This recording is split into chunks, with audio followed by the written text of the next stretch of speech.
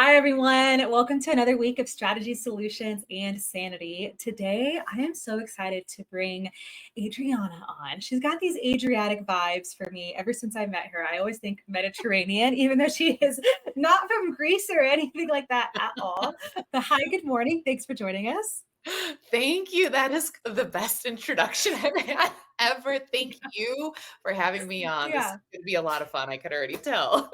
Oh, yeah. Adriana, we first met maybe was it 2, 3 years ago through the Denver Chamber. We were doing a mastermind kind of cohort. So I've had the great honor and pleasure of seeing kind of your evolution in business from figuring out where you want to stand in business and then kind of going through this rebrand and then just looking at your content, seeing just an absolute level of confidence shine through now with what you're doing. So Mhm. take us through your journey, how you started and kind of how you ended up to where you're at now.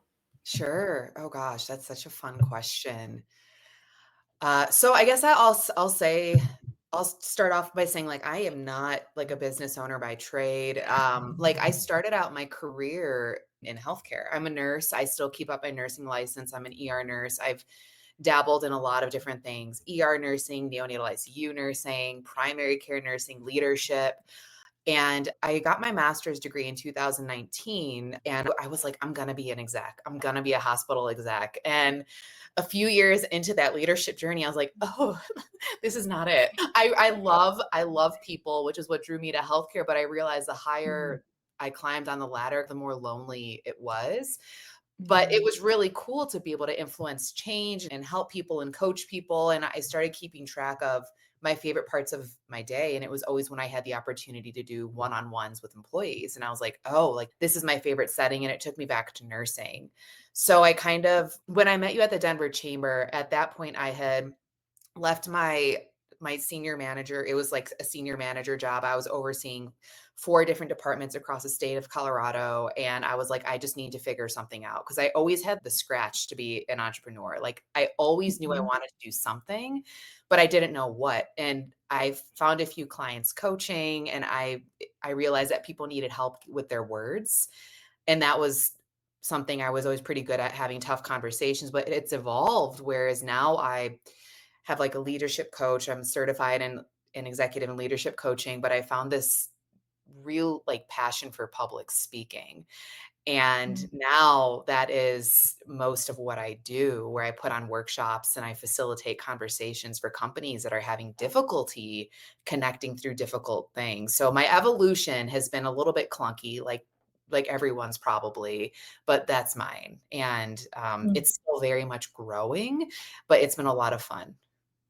But oh, it's a very authentic kind of organic way of growing your business. And you were like, how do I stay true to who I am and not just chasing the dollars, but chasing the passion and doing like a fun audit? Like, where do I really enjoy my days?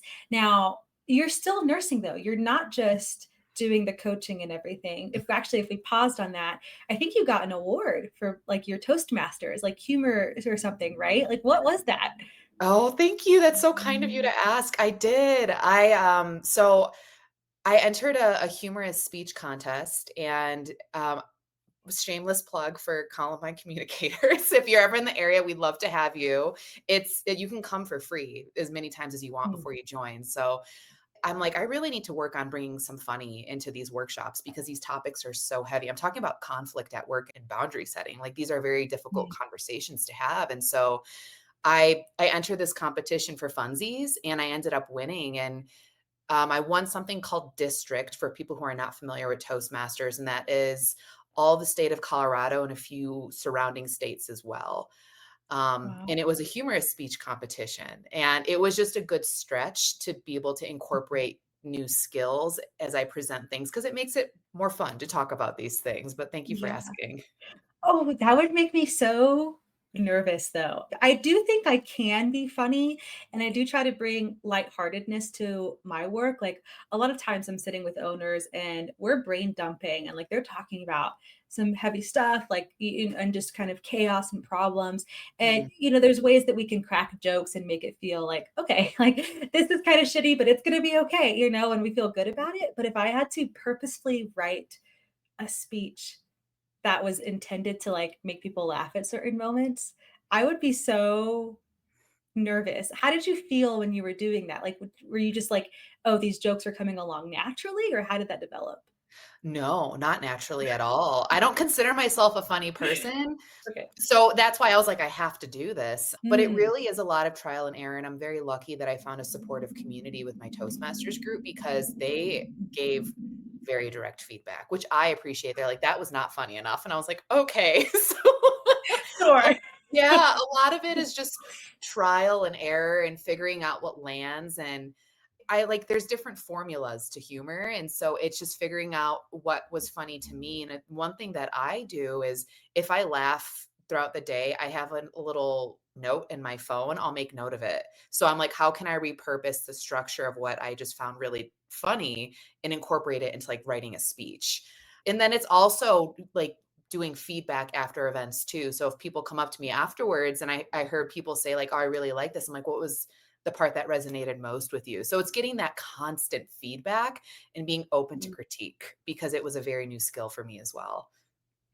That's interesting because also being able to receive feedback, I would argue, is a skill that people have to learn. I think many of Mhm, us, especially, we've seen parenting styles lean more into praise, right? So I think a lot of people nowadays really struggle with receiving feedback. And I'm sure that's part of your mhm. work as well, right? Of like even going through conflict. So was that a skill that you had to learn since starting your business, or did you always seek out feedback from people? That's a great question. So I know that you and we did the strengths assessment during that Mhm. mastermind, and I figured out that learning is my number one. So if anything, I think I seek too much feedback. Too many opinions. Yeah, and I think that for me, my opposite problem is, like, very candidly just being like, I don't need external validation to know I'm doing the right thing. But I'm Mhm. always and I think that, like, part of being a newer business owner is just eating humble pie, and being a nurse, I'm just kind of I'm very aware that I will not get better if I'm not doing things that I know are best practice. And so for nursing, they really hammered it into us. They said, if you're not learning, you're not growing. And then a saying at my Toastmasters group is practice makes permanent, feedback makes it better. And so I know that people are like, practice makes perfect, but how do you know if it's any good if you're not getting any sort of external perspective? That's a great point. Like, there are times where I'm like, "Oh, yeah, I can keep trying this yoga move," but if I don't have someone telling me, like, "Your hips ain't like, this is bad form," right? Or if you're going to the gym, you can try to be stronger, but if you don't have someone really telling you what your form looks like, Mm, then you're practicing the wrong thing over and over. mhm, So that's interesting of the connections between nursing and how that's really benefited your business now. So let me go back to I wanted to touch on that you are still a nurse. And that was something that we talked about in our mastermind because there was a period of time where I didn't know that you were still nursing. You just talked about, hey, you're going to work with healthcare leaders and things. And then I was like, your content needs to have pictures of you in the ER. Like that's so badass. I need to know that like you know the struggles of the nurses in everyday life. And so mhm. I guess also like tell me like why did you hold on to your nursing license? And maybe it's partly financial, but maybe it's also just like you wanted to stay in that world. Both, Yeah. like, I've gotten to a point in my career where I've been a nurse for now 11 years, and I wouldn't say it's comfortable for me, but I've worked in enough settings to be like, "Oh, like, I'll go pick up a few hours, make some money." And, like, starting a new business, it is not like, I'm not making $1,000,000 like month 1, like, it does not work that way. Yeah. It's been a very, like it was a big change to go from making a steady six-figure Mhm. paycheck to being like, "You know what? I'm gonna prioritize my happiness." So I'm very grateful that I have my nursing license to fall back on, but then also I genuinely enjoy the work. I love Mhm. nursing, and I think in part because I do have good boundaries with my career as well. So I know that was really good advice that you offered because I remember you were like, "You need to post things in scrubs," and I was like, "Well, I can't post from inside the ER because that could potentially be like a HIPAA violation, and Yeah. not even Yeah. if patients are around, but just to honor the surroundings." But I've received that feedback and, like, internalized it, so I've been trying to be better about posting more things in scrubs, and it keeps me very current on the things that people are facing too. Oh, yeah, yeah, but I think there's also, like, if you go with the humble pie, I mean, not that you've ever had a bad picture. I'm just thinking of myself. If I were to do a 12-hour ER shift, I would not be Mhm. looking too selfie ready. But there's a yeah, I look chaotic and this is what real nursing life is, Yeah. and there's that humility in just posting it. Um, okay, so you said something interesting there, like you have good boundaries with your business and balancing all of that. What do you mean by that? Because I feel like sometimes boundaries is like this up in the clouds idea for Mm. some people. And so help ground that for me. Oh, okay, this is so when I think of boundaries, and let's say anyone who's listening to this, they think the word is very like nebulous. They don't really know what it means. So for me, when I think of the word boundaries, I'll think of like where does my energy feel like it's going and it's not being productive? Like where does it where like what people do I notice? I immediately feel like a sense of like irritation or what situations come up. And so for me, I try to have a good catalog of the emotions that I have throughout the day. And I noticed that after I have certain encounters with people or types of patients that I've worked with in the ER, I'm like, "Oh, that was really tough." It helps me be aware of it, and that's my sign to lean into self-care, have a little bit of a different internal dialogue with myself. So, boundaries I think of more of wasted energy. And as a business owner who's also working in the ER and I have a life outside of the multiple hats that I wear, I want to make sure that I have enough to give to people that I care outside of it too. So I know if I'm working one day in the ER and it was a really hard day, I'll like tell my husband on the way home, like I'm coming home with like a 10% battery. I will not be very chatty. And so that way it like avoids any miscommunication too. Does that answer your question? It does, and it's kind of bringing to mind, like a Brene Brown strategy. So she talks about how, marriage is not 50-50, and like you also can't bring Mhm. 100% of yourself every day. And so she'll tell her husband sometimes like, okay, I'm at like 80%, right? Like I can, and how she can, carry the load for him if he needs to. And sometimes she's like, I'm at 30%. And he has to then carry the load. And so to have that self-awareness of kind of where you're at and how long of a day it is, and that communication with a spouse I think is super important. Mhm. And what's interesting there with what you said, boundaries, I've never heard this definition before. And I should clarify, like I have total appreciation for the concept of boundaries. I think that we just tend to live in a world where people maybe overcompensate with boundaries and like throw that word around Mm. without really knowing what it means and what it should do for you. And so, what I appreciated about your definition was you brought in the idea of wasted energy. So, it's not just about like, oh, I'm going to have boundaries to like protect me and have like this very self-centered approach to life, that it's just okay, where do I need to make sure I'm not wasting my energy, and where can Mhm. that protection of energy really be? So what are other areas, I think, also in business, because we're going to go a little off script here, business owners also tend to have really poor boundaries when they first start their Mhm. business, whether that's like when it's, okay, we're like over scheduling on networking, or where we thought we would have these policies or things in our contract, but we don't really hold them up well with clients because we're afraid of losing these clients and things. So where Mhm. did that practice of boundaries then benefit you on like the business growth side of things? Oh, yeah.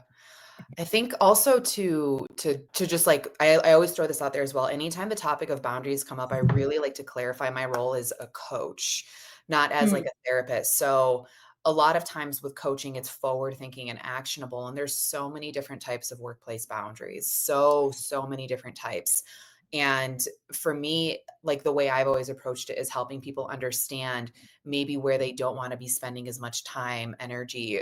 So it helps for me to like use those words to bring a concrete definition to the problems that people are facing.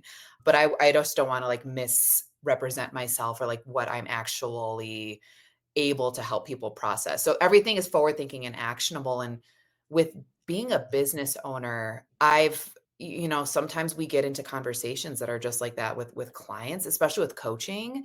So if I Mm. feel somebody is bringing something up that I'm not qualified to do, I'll say like, do you want to talk about this as a friend? We could go off script because like I am not qualified to do that as a coach. This is your hour of time, like how do you feel ready for this? So I never want to misrepresent what I can do for people. And I think I don't know, maybe it's because I'm also a nurse, people feel comfortable getting into very heavy topics with me, but I have had to draw very clear lines where it's like I'm also a mandated reporter. So if you tell me something, like I will have to report it because my nursing license trumps my coaching certification. So I always write that into my contract and I will verify that people read it before we have our first conversation as well. Wow, that's like that brings a whole other level of like seriousness to your work then. Like you kind of have like this it sounds like you still always kind of have to be on. And like, yes, as a business owner, if we're, client is paying us for a service, like, yeah, Mhm. we have to be on it for them. But it just sounds like this extra layer for you of like always having to kind of evaluate everything that's being said to another degree. Do you feel that pressure or heaviness in some of those conversations? With some conversations I've had, yes, but I always coaching is just it's really active listening and trying to understand what's like the next layer underneath the surface. So it's Mm, come up maybe like once or twice with people, but I wouldn't say it's something that wears on me at all. okay. And And maybe that it's comes just back the to the awareness. Huh? I was gonna say because I think it comes back to your Adriatic grace. You're just like this wonderful, graceful sea in life. I'll take Because it. I'm also thinking like, whoa, we've like lightning rounded a few questions here, and I'm like, okay, hold on, let's take a step back. Let's come back to like the fun part because you are such a fun person as well, and you did this stretch with trying to have a humorous speech. So I guess I'm also curious if we try to lighten it up a little bit, have you been intentional as well, like trying to not only introduce humor into some of your workshops in public speaking, but also find more moments for fun in business and life recently? Yes. Oh my gosh. Mm. I'm learning how to make bread, which is Okay. hard. That's been, like, something fun where if anyone has any sourdough tips, like, reach out. Yeast hates me. I've, like, wasted so much flour. I find joy in cooking, and I know that a concept that I talk a lot about is, like, people hear the concept work-life balance. Being a business owner, I think more of work-life integration. So, like, sometimes my day will be a patchwork of, like, personal time and business. So I do try to block time for myself and communicate with clients like, "Hey, I'm not available at this time," or, like, "I appreciate you thinking of me to do this, but I'm not the best resource for that. Have you" I try to redirect people. So Mm, I do block my calendar, and just living in Colorado, I go hiking a lot. Like, I just love being outside. So, yeah, mm. there's definitely moments for fun in there too. Man, hiking Colorado though, that it brings stress for me. And maybe I just haven't done it enough recently, like since I've had kids. But I'm just like, there's so much traffic to get to a good trail. And Mm. like I don't like for me, a good trail is not the ones that like there's still neighborhoods around. Like I want to forget that like city life exists when I go hiking. And I'm just like, there's just too many people for me. But I don't know. Maybe I just need to get out more. So, what has your experience been where it's just, like, too crowded at the trailhead then? Or, like, I it sounds don't like you're know if it's, like, too crowded at the trailhead. I think it's more just the process of getting to the trailhead is Okay, infuriating. okay. I Yeah, I want just, like I think there's a part of me that will always want the city. There's another part of me that's like, "Can I have a cabin in the woods where I don't have to drive anywhere?" Like, cars do not exist. I never have to see a traffic light or people honking. I could just walk and breathe the air. I think that's more of my thing, and so by the time I get to the trailhead, I'm already, like, annoyed with life. Does that make sense? I know it's Fair. kind of bougie. I'm kind of No, complaining. no, no, I mean, I will say, like, I'm very lucky I live close to the Front Mm, Range, so I don't like, that makes it a little bit easier, but then also I'm not like, you have kids, you're getting ready to go hiking too, and, like, you have to, like, get there, so I could imagine it you have, like, more things that are on your mind that you have to think about before you even get to the trailhead, but if it's stressful for yeah, you, like, that's don't fine. do it. Yeah, don't do Yeah. it. To Yeah. that point, and I feel like anyone that's listening that has kids, like, this is a really great point, though, like, I if I do go hiking with my kids, I'm not packing a bunch of stuff. There are people that bring everything and anything for their hiking adventure, and I'm like especially, like, you see people go camping, and they have, like, these grills and their air mattresses and all this stuff, and I'm like, "Just book a hotel if, like, that's what you're trying to do," you know? So when I go hiking with my kids, I'm like, "You got shoes, you got a hat, you got sunscreen and some water, maybe a snack. I'm not packing a whole, like, hiking backpack for you. Like, go get in the mud, go be a kid, be outside, and keep it simple. And I think a lot of times Mm. everywhere in life, business and personal, we have a tendency to overcomplicate. And it's like, just what is simple? So maybe that's what's happening with your yeast and your sourdough. Maybe we're Probably. overcomplicating the You're recipe. probably And killing it. I'm like, "Here's some extra sugar." yeah, and we just gotta get back to, you know what I did though? I don't make bread also because like we just don't eat like that many sandwiches and toast and stuff. So I'm like, what am I gonna do with this? So I'm a sweets person. And so if you're Mm. struggling with your yeast, I would recommend let's go like a cinnamon roll route, like Ooh, go okay. a dessert route, because then even if you mess it up, it's still like you still just throw some cream cheese on it and it tastes really good. Think of the end goal here, you know? Okay, but to that point, you said you like cooking and you've also kind of experimented a bit with like your social media, and I've seen you like Mhm. prepping salads while talking through things. So what kind of inspired that and how's that kind of marketing experiment been going for you? Ah, yes. I got some feedback from one of my friends who's like a dear accountability buddy. We've put on some events together, and she and I were FaceTiming, and I was like, "Hey, I'm gonna make dinner during our meeting because today's just been like a dumpster fire type of day." She's like, "Sure," and we're talking, and she's like, "You should make content like this because this is really fun." And I was like, "Okay." And I'm not against trying anything new. And that was the best feedback I've gotten for any content. Like, people texted me outside of these social media platforms, and they're like, "What are you making?" And I was like, "What?" And I think that was fun because I know that we had earlier spoken about how boundaries can be like this word that people throw around, but they don't really know what it means, and it's like, it humanizes these really tough Mhm, topics, and I think that one thing that people forget is, like, these issues, they follow you home, and so it might mhm, feel a little bit more conversational for people, and I've found that p it's very well received, and, like, it's funny because, like, my experiment showed that it got fewer impressions, but way more engagement per than any other post. I got so many messages from people, and they were like, "Thank you for making this a little bit more fun to talk about, and it's more conversational and fun," and it was very interesting, but I think that's my challenge is just how do I show up vulnerably for people so they can feel safe doing the same, talking about these things. And I cook a lot. I genuinely enjoy it. So I was like, how can I marry the two to mm. make it fun for everybody? If I could just come that I think that is the coaching session right there. Like, if I could just come over and you cook for me while I vent, and I just drink a Yeah. glass of wine, like, 100% would pay for that. I think I've mentioned this on a previous episode, but I'm like, I think more I know you're not a therapist, and there's some similarities. I think more therapists, or at least coaches, should do more like, "Alright, we're gonna walk on our session today." I know some of your stuff you do Mhm. is virtual, but if you're doing in-person things, like, do like, okay, this session is walking, or this session we're gonna cook together, or do something that's not just like sitting and hyper fixating on a problem. And I say that knowing that talking through things is helpful, but sometimes like just doing something else, like your brain just turns on a different gear and you get more Yeah. creative with the problem solving. Do you Yeah. find that like when you're FaceTiming your friends and trying to think through an issue? Oh my gosh, yeah, and some people find eye contact very confrontational. Like, some people just aren't comfortable with it, and I think that so being in a traditional, like, therapist office, like, sitting across the couch and having someone stare at you as you, like, divulge your trauma, like, that is And like very writing all confronting. the notes, like, what are you Yes! writing?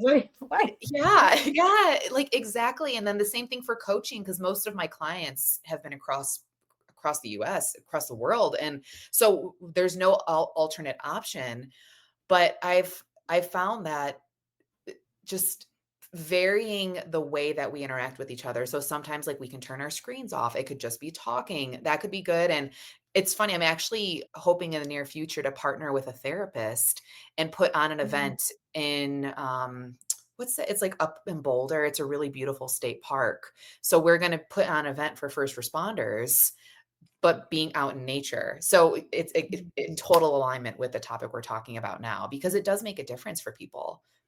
Yeah, and not that I've ever worked in a hospital, but I have visited them and been admitted, like, in pregnancy and stuff, and I mean, there's not a lot of what I would imagine to be, like, breathing room, right? Mhm. It's these heavy LED lights. There's some windows. Most patients have their blinds closed. Like, you are it feels very much like we are in a manufactured environment, right? We are Mhm. in a human built environment where like there's no nature fresh air. And so I can see that event being just so lovely and refreshing for people. And Mm. you've put on quite a few different events. Like I think you have, is it Boundaries and Bubbly or some cool Yes. alliteration? Okay. Yeah. Tell to share like how did those events go, and like, and is that part of you just wanting to speak more? Like where is that idea coming from? Yes. Lots of different events. The Boundaries and Bubbly I put on, let's think here, last year, August, and it went really well. And the intention was, you and I have networked a lot. Like I've seen you around, and I just don't like the vibes of traditional networking. It's not fun to me. And also it's like I always feel awkward. Like you step into a space, I'm like, I can't believe I'm paying to be here, kind of like it's not like one organization that does this. I think this is just the standard, industry standard for what networking can look like. And so my friend and I came up with this concept where I'm like, let's make networking fun. And I'm looking to do more public speaking. So that's when we did group coaching on boundary. And that's how Boundaries and Bubbly became a thing. Mhm. And now we've done it for now a few different organizations. It's probably one of my most requested workshops. And it's just where it's like, show up, we're going to tell you how to network. Like, here's a piece of paper. We're going to actually physically tell you where to go so you don't have to worry about anything. And then, bonus, after you make new friends, you're going to figure out a plan so you don't burn out at work. So it's kind of like the best of both worlds. Mm. And it's a cocktail hour event, of course, Boundaries and Bubbly. Yeah, But it's been a lot of fun. It's grown a lot. I actually just did an event yesterday, and it was like 150 people at Boundaries and Bubbly. that's Um, awesome. that's why my voice might sound a little hoarse. I was like, yeah, the whole night yelling. Yeah. No, but that's so amazing because yeah, I've talked about this so many times in so many different groups and in other like content of like networking does suck. Like I have to put boundaries on like how I'm gonna network, how I'm gonna follow up with people. And there's two things that I've realized. One, I like do not go to events unless you trust the person that's putting on the event. Like Mm, the person that you're putting on the event, are they someone that you could like survive a lunch or dinner with? I think you very much are that kind of person. But there are some people I'm like, No, like my meter for them is 5 minutes and then I need to go like fake smile elsewhere." mm, Um, so do you trust the person putting it on? And also like can you just show up and be yourself? So I've termed the phrase of unhinged Sam. And it's like where I'm not trying to be uber professional. Like I'm going to events and I'm not trying to find like my corporate clients at these events. I'm just going to show up. I'm going to be a little unhinged, not like a hot mess unhinged, but just like I'm going to crack an inappropriate joke or I'm going to just like show up with all this energy. And it makes it so much more enjoyable. I tend to find people that I actually connect with that are authentically wanting to connect with me. And I'm not coming home drained and wishing I never attended it in the first place. So mm. that's my advice to people. Can you be a little unhinged? Oh, I love that. Like, oh, I wish I would have met you 2 years ago because I cannot tell you how much time I spent networking, and I had come home and I was like, "What was that for?" I didn't know. I came home and I felt drained. I felt like I had to put on a mask almost. It felt very disingenuous. And now I'm, like, so comfortable with myself, and I'm an ER nurse at heart. ER nurses, we are not chill. Mm-mm. Like, we are not like so it's like ER nurse Adriana, like, that's me. I've been an ER nurse for a long time. I'm from a big Mm. Mexican family. I'm loud. Like, I love people, and that carries over into my business too. So I think that is the best advice I've heard in a long time about networking. Thank you. Thank you. I'm just gonna snap my fingers at that a little bit. I mean, I think for me, part of it was like, not that I'm the one being interviewed here, but I'll just have my little segue. I think there's always a part of me that's like, I don't want to come off as obnoxious. And especially like I also come from a Latin background, so I'm Puerto Rican. And my mom grew up in the Bronx, like very West Side Story. Mm, And so there are things that she intentionally tried to like dissociate as far as like being a Puerto Rican. And part of that was like, you don't draw attention to yourself. You don't show up and like, you're not going to be the loud Hispanic woman. And I'm still not that kind of person. Like, if someone is overly loud, I'm like, you're American, oh God. But it was kind of breaking through that and saying, okay, like you can show up and be this energetic, bubbly person without being obnoxious, and like Yeah. that's totally okay. Okay, then sorry, I'm okay. I want to go back to there's a few different things that you've said along the way that I do really want to touch on. Because one of those things you talked about how a lot of this conflict resolution stuff can follow you home. And so how, just showing sorry, showing that like, hey, we're just at home, we're cooking, we're doing stuff that you might be doing after work and talking through what you might be thinking about when you come home after work, how that Mhm. really resonated with people. And so I want to dig into that a little bit more because, especially for some consultants, we work from home, like we're thinking about work often, almost all the Mhm. time, right? Sometimes it's not just this work life integration, like you mentioned, it's not a blend, it's like work is kind of taking over. And we have to set some boundaries there. So I'd love to understand, were there other moments for you driving yourself insane and a little bit crazy in business if this is following you home and like we need to push back a little bit? Or did you always have some strong boundaries when it comes to the business side of Yeah, no, I've failed plenty of times, it? so many times, and I think of some client engagements that I've had where people were reaching out very frequently when I was in leadership. I remember getting really like, phone calls that were not urgent at all at, like, 2 or 3 AM from some employees, and I was like, "Well, why are you calling me?" So, it was a lot of learning, and then I realized that, like, after the moment has passed, it doesn't stop there. I still felt so anxious. I still felt very frustrated, and that's when I that was my cue, and it was, like, several hours after this, and I still felt a little heightened. I was like, "Oh, like, I have to learn how do you like, 1, prevent this from happening again, and also working through my self-talk a little bit because I'd come home after a hard day at work, for example, and it would affect my mood, affect my interactions with my family, my husband, and I didn't wanna be a version of myself at home because of a part of my day that was already done. So it's like Mm. learning how to unplug for me was just really important because these stressful situations will always come up inevitably. So it's like my tolerance level got lower and lower the older I got, where I was like, you know what? I'd rather have free headspace. That's way more valuable to me. Yeah, it's awesome though that the tolerance is going down, but you're taking it positively. Like you're not like the angry grandpa, like get out of my yard. Like you're okay. How can we recognize what's happening, but still find the joy in life? It sounds. Yeah. Oh no. Yeah. Also on that note, going all the way back to the beginning, you said you kind of wanted to get out of the leadership roles in nursing because it was lonelier at the top. So you had Mm. less of this interaction and those fun moments in your day.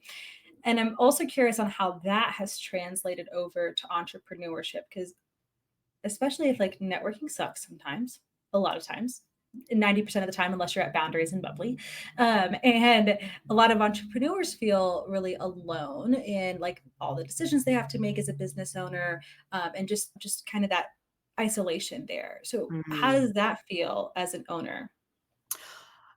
As an owner, it's definitely been an adjustment. I will say being able to pop into the ER, I still get that sense of community. Mm, And that's been really wonderful. And then also I am on the director I'm the director of sponsorship for the National Speakers Association Colorado. And so I've becoming part of this board and like integrating myself into this community. And I'm actually part of a mastermind of women through that group. And we will just co-work on Zoom and not even talk. So it's almost like a sense of accountability where we're co-working in a sense. And of course, there's like work that I do by myself all the time. That's the majority of my work. And that it balances out, I would say. But for me, I'm very aware that I need some sense of community and I like very much benefit from being around people. That's why I love my Peloton. I get yelled at to pedal faster. Like I'm not a solo workout person. I need to be around people. I grew up with that. So I've learned how to strike a balance and where to find community, and it does fill my cup. mm. So you're very, it sounds like the strategy for you there is being very intentional with knowing what you need and then seeking out the right groups for that. Yes. Yeah. And I think just back to the point of networking, being around people that I'm a little bit more familiar with or in a community that we all share the same type of work is really helpful. So, like, I love networking with other nurses. Like, the conversation is just automatically a little bit deeper, a little bit more vulnerable. Mhm.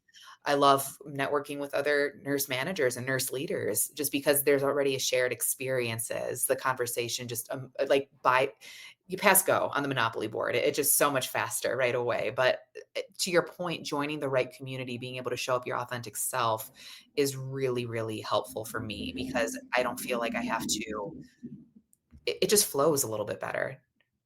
Yeah, you don't have to put that mask on. Like, you don't Yeah. have to fake it till you make it. It's just like, "Oh, I genuinely enjoy talking to this person." Yeah, and I mean, don't get me wrong, like, I love meeting new people. I met probably about 50 new people yesterday at this event, and I was like, "Wow, that" I hadn't been to a networking event like that in a long time, and I was like, "Oh, I actually miss open networking."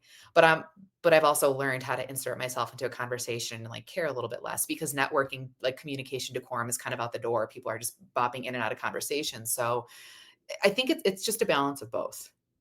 Yeah, well, I think also and I'm this is something I experience, and it sounds like you might also experience this because you have this level of charisma, and that is something that is naturally magnetic for people in a networking event, right? Where they're like, "Oh, I Mm, want to go get to know this person." Like I'm just going to gravitate toward the energy in the room, and I've always struggled on like, how do I say this without sounding like arrogant? Because I humble pie every day, y'all. Humble pie is part of my diet. Like life humbles me very quickly, constantly. So I don't mean this arrogantly, but I do find in some networking events where, oh, like people are coming to me and they're getting more value out of this than I am.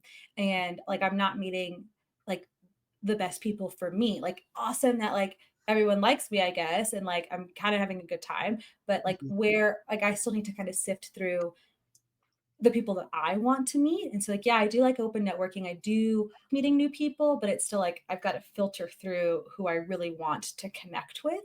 Do you find that as well? Like if people just like gravitating to you and then you're like not getting what you need out of it?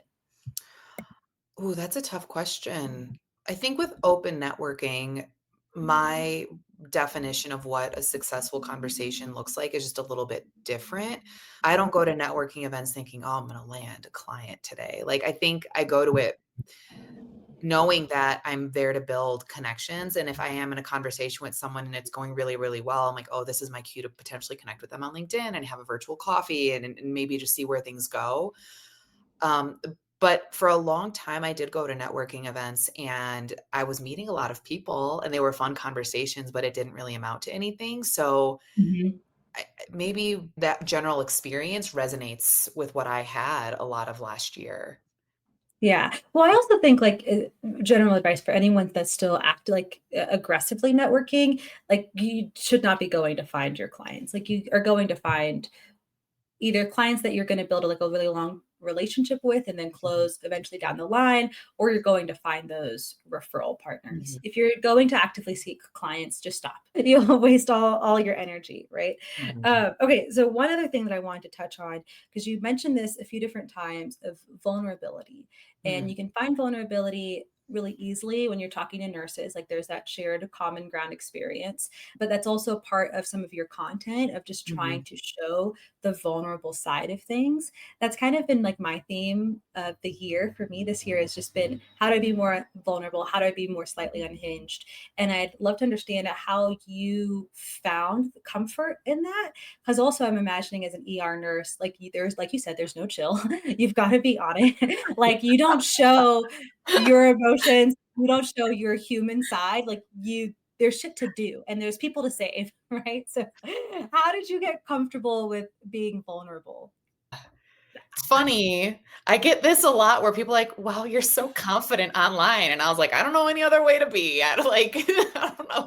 So that's such a funny question where I think I realize about being a speaker and a coach is people aren't going to be vulnerable with you unless you're vulnerable with them. And I'm just at a point in my life where I'm like, you know what? I really believe that a lot of my work is very much like I have talents that I need to share with people. And Sam, I failed so many times to get good at conflict, like so many times. And I think for people to see that, to say like, and now to be like, "Oh, she's a conflict strategist. She speaks on it." It's like I need them to know what step 1 looked like because Mm. it took me decades to get here. And so I do it knowing that what I'm sharing those stories give other people hope and hopefully prompt them to start showing up themselves a little bit more confidently as well. And for me, that means I'm sharing my failures, I'm sharing my stories, and I'm sharing what the ER is actually like, and to be like, hey, this situation was really hard, but it doesn't mean that it was always a fail. So it's like, how do I show up vulnerably? How do I show up people, tell them my stories to make sure that it's prompting people to change themselves? Which is such a grounded perspective to have, and it allows, I think, for more optimism when you're going Yeah. into like those heavy those heavy conversations. Mhm. I'm sorry, I don't apparently I've not had enough water today. I've had too much coffee, as evidenced by me jumping all over the rock It's place. okay, I'm joining my Burger King Diet Coke in the morning. Here Mm, we go. Yeah. there we go. I know we were talking for our listeners, we were talking before we hopped on live how McDonald's has all these breakfast campaigns now with breakfast sandwiches and Diet Cokes. And I'm like, why are we drinking a Coke in the morning? And if that's you, Yeah. we're judging a little bit. We trying not to judge, but judging a little bit. I'm judging me. But Yeah. I get some people are not coffee people. In which case I am super judging you because I'm like Lorelai Gilmore in Gilmore Girls. Like there's just always coffee in my hand. Oh, I Um, had coffee too. like, this is the 15th round of caffeine. What do you mean? Like, I'll oh, hit my 200 milligrams. I'm just slowly getting there. oh, I remember when I was pregnant and I was like constantly Googling, like, what's the max amount of espresso that I can have today? Mm. And maybe I should not have done that. My kids are a little off the walls constantly. But you know what? Like, we're just taking it day by day over here in Sam land. This is unhinged land, okay? But okay, we were talking, let me find my thoughts again, because we were talking about vulnerability. We're talking about how it took you decades to get to this place of conflict. You had to kind of know where you had to show your clients where step one was. And Mhm, you mentioned like just because it doesn't turn out this way doesn't mean it's a fail, right? So we're more mhm, grounded, we're optimistic in how we're looking at conflict. Because sometimes I think about this sometimes with conversations with my husband of what am I okay, we have tension in this area, we're arguing, not like we're like, yelling arguing, but we're in a disagreement. right. And so what does it look like to like have a successful outcome here to get out of this and to not just be like, oh, I need to share my feelings and like F this, all and like just have this pessimistic viewpoint to things. Like how do I have a just because it goes out this way doesn't mean it failed, like because XYZ is still good in this. And bringing that to team members as well, right? Like if I have to give feedback, this is going to be tough. It's not a fail if they like feel bad about this. Like, okay, maybe they should feel a little bad, like they messed up here. But the successful outcome is that they at least understand how to avoid it in the future, right? And they can also receive that criticism without feeling too shitty, right? And like there's still like some positive stuff going on. And so I guess I'm also curious, like, is that something that's been difficult for some of your clients of like just understanding what failure would actually look like and like what still Mm, success and conflict resolution looks like? that's a great question, and I think you answered the question while you were asking it, Sure. where people demonstrate change after it, and I don't Mm, consider personally feedback to always be a conflict, because feedback sometimes is very it just closed ended where it's like, hey, this was done wrong, like what are your thoughts, how can we change this from happening, how can we avoid this happening in the future, where it's not a bad thing, but sometimes people just need to know when they do things that are wrong, and I don't view that as like a conflict. It could feel very confrontational. When I think of a failure in conflict, it's not even engaging in the conversation at all, or when people show up and the emotional temperature is so high, you can't even get to a conversation, which happens a lot in healthcare. We have people that have very high experts, physicians, nurses that have been in healthcare for a long time, where they hold their expertise so near and dear to their heart, they can't engage in something or see past it sometimes. Happens. mhm. It's hard to let go of that expertise or sometimes that ego in these conversations. So I think a successful conversation looks like when people show up and they feel psychologically safe, like they actually belong in the conversation, and we figure out from all the different parties involved what a win looks like. And a lot of times it's going to be a changed behavior, a changed process, or a changed outcome, and making sure everybody can contribute to that outcome. So, for instance, I get a lot of times people saying, like, I'm having a lot of problems with my peer. They are not pulling their weight. I don't know where my job starts, their job starts, like very blurred lines. There's like what is standard work? And I know that you and I are very like operationally directed, where it's like we think about these things and it's like, what do you mean you don't have a shared standard work document? A lot of companies don't, and it causes a lot of conflict. So for that, it's maybe people coming together to talk about those things. So the outcome and what success looks like will be highly determined by everybody that's involved and the level of collaboration people bring to the table. Now, for the person Mhm. initiating the conversation, there's a lot of things that you can do to reduce defensiveness. But I think success looks like, just for a lot of people, maybe if they're conflict averse, just even entering that conversation to start is a win. Like, it doesn't have to be a beautiful, eloquent conversation. Just get there, just get started. Mm. That's a win. That is such a good reminder for people because even in the process world of there are times where some of the questions I'm asking are like what makes you frustrated throughout the day, like where, because that then pinpoints, okay, like where is the work broken. And there are times where, okay, it gets a little bit to a venting session. It's why it's one-on-one sometimes and not always in a group. Mhm, And they people will express frustrations with someone else, and then I say like, oh, okay, well, have we talked about this? Because I'm trying to understand like where are we at in this, in finding a solution here. And it is somewhat unbelievable to me how many times people will be like, I haven't mentioned it.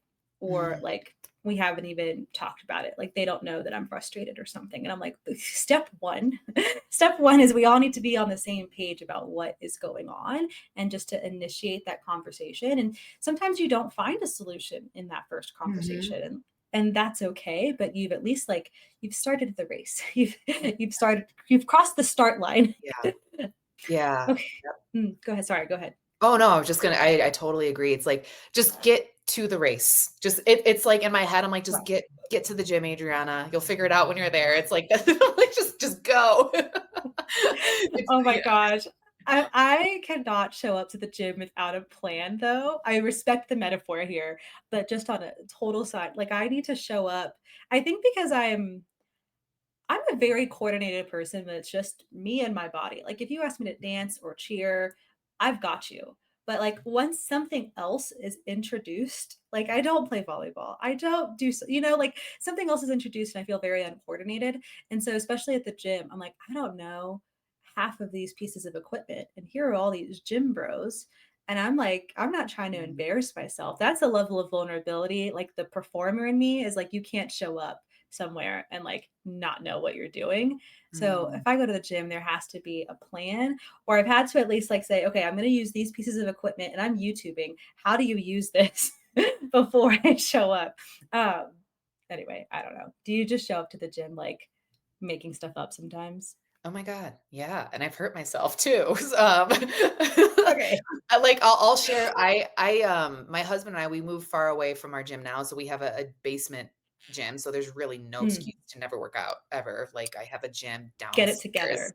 Yeah, come on, Adriana. But I used to do CrossFit. When I was a newbie to CrossFit, I Oh, remember trying to learn how to do this one. I was new to Olympic lifting, and CrossFit is a blend of a okay. lot of different things, and I really enjoyed it. But I remember learning how to snatch, and that is when you have, like, the bar, it's like bar to overhead, and your hands are Mhm. wide, and I remember not having the mobility or the strength to do it, and it was so frustrating. So, yeah, thank Mm, God the coach was, like, very kind, and she was like, "This is new for you. Be easy on yourself." And I was like, "No." And it just, that was a humble pie. And I was like, wow, I'm new yeah. to this. I can't expect to be lifting 150 pounds like the gal next to me when Mm, this is day one. So it just goes back to building the confidence muscle, just like, just show up, just do it. It's going to yeah. suck at first, but a step one is a step in the right direction.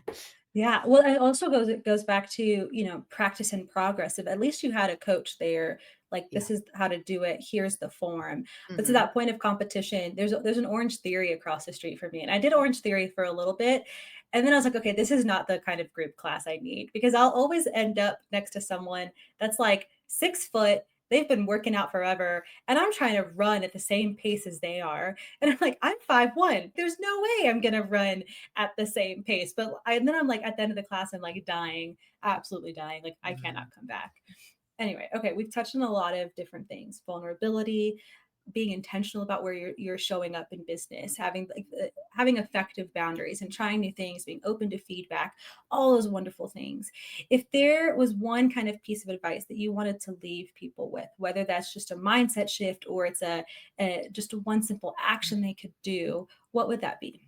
Ah, this is top of mind for me just based on the workshop that I facilitated yesterday, and the theme of it was "Your voice matters."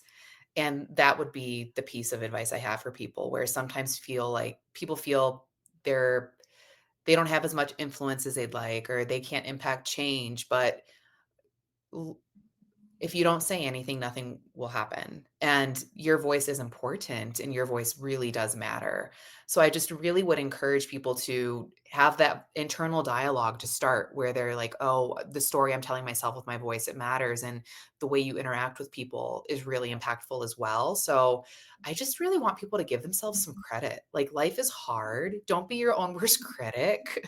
I'm working on it too. And just talk to yourself the way a friend you would talk to one of your best friends or someone that you love and care about because you value their voice and their opinion. So just that would be the piece of advice that I want to leave with anybody who sees this.